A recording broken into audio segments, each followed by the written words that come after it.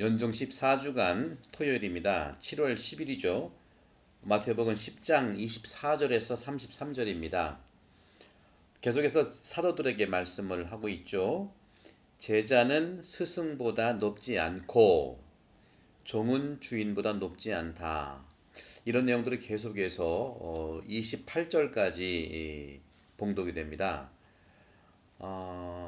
계속 읽어볼게요. 제자가 스승처럼 되고 종이 주인처럼 되는 것으로 충분하다.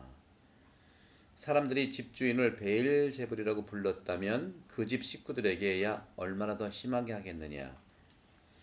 그러니 너희는 그들을 두려워하지 마라. 숨겨진 것은 드러나기 마련이고 감추어진 것은 알려지기 마련이다.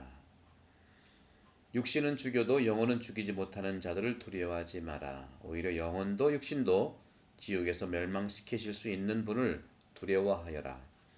여기까지 24절에서 28절까지 보면 그 중심은 예수님께서 이제 제자들에게 사도들에게 당부하는 건 뭐냐면 제자는 스승보다 높지 않고 이것이 핵심이죠.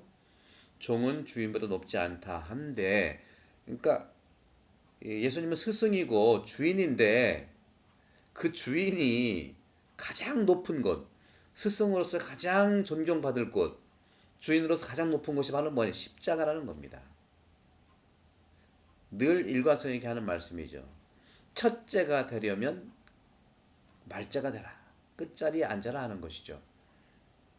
정상이 바로 십자가의 자리라는 것을 얘기하는 것이죠. 마찬가지로 육신은 죽여도 영혼은 죽이지 못하는 자를 두려워하지 마라. 오히려 영혼도 육신도 지옥에서 멸망시킬 수 있는 분을 두려워하라. 영적인 가치에 대한 그러한 삶을 살기를 말하는 것이죠. 두 번째 단락이 좀 더 복잡한 내용, 신학적으로 좀 복잡한 단락인데 29절에서 33절인데요. 첫 번째 줄이 굉장히 중요합니다. 참새 두 마리가 한 잎에 팔리지 않느냐.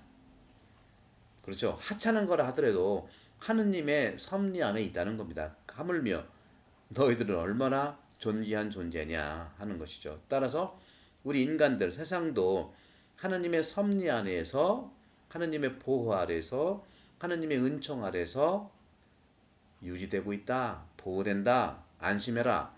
그러니 그 가운데 한 마리도 너희 아버지의 허락 없이는 땅에 떨어지지 않는다. 쭉 그 다음에 나와요. 쭉 나오는 건데 이제 요게 이제 그 중요한 이것이 하나님의 섭리에 대한 겁니다. 하나님의 섭리. 하나님의 섭리는 뭐냐? 하나님의 섭리라고 하는 것은 기본적으로 이것이 이제 어느 철학자가 비판하는 것이 교황의 뭐 무류직권, 교황은 뭐 한 번 말하면 실수도 없고 무류, 오류를 갖지 않는다. 다 여기서 나오는 거거든요. 교황님이 인간적으로 실수 없다는 것이 아니에요. 교회 가르침은 말씀의 토대를 두기 때문에 교회 가르침은 예수님의 토대를 두기 때문에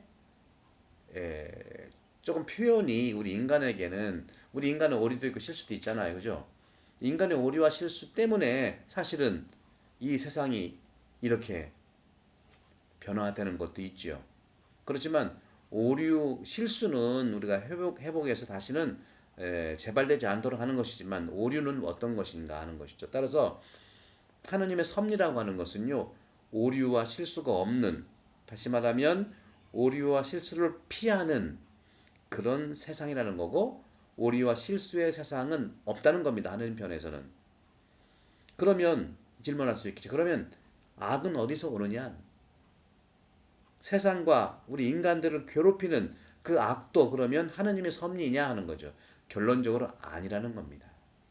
악을 하느님이 만들지도 않았고요.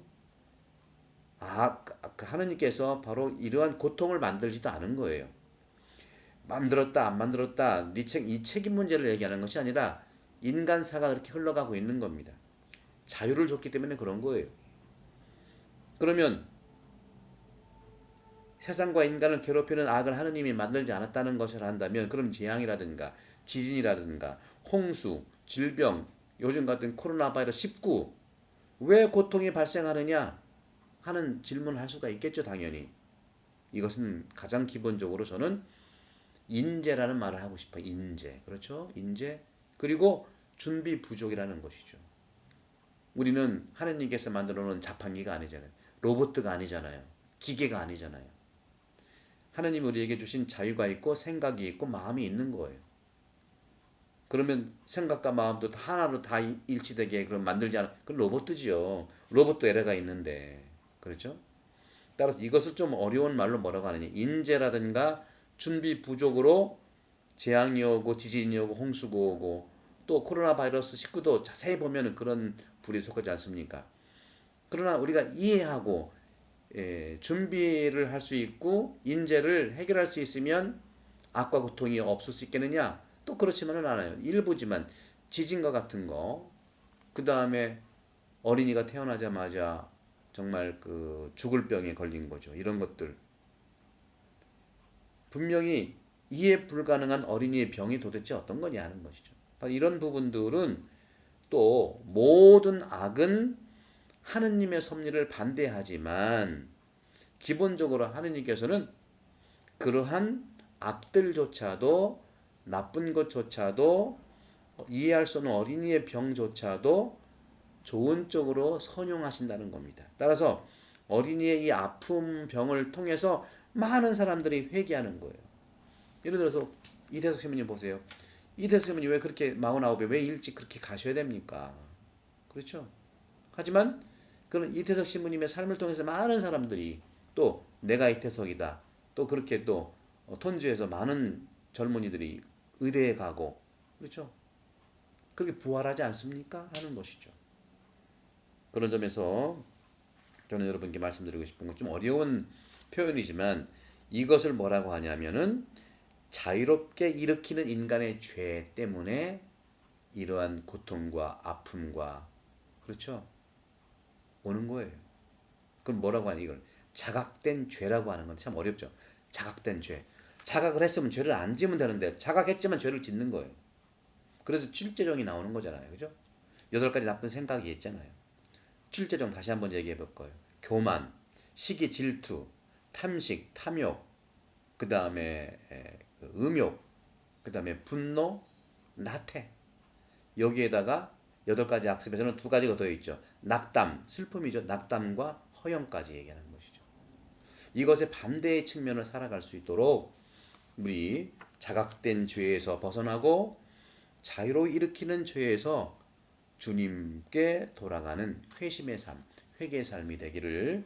그럴 때 하나님의 섭리는 이 본래대로 인간의 모습과 세상의 모습을 회복될 수 있다고 보는 것이죠. 여러분 힘내시고 말씀을 중심으로 해서 복된 세상을 더 발견하는 그러한 날이 되기를 축복합니다.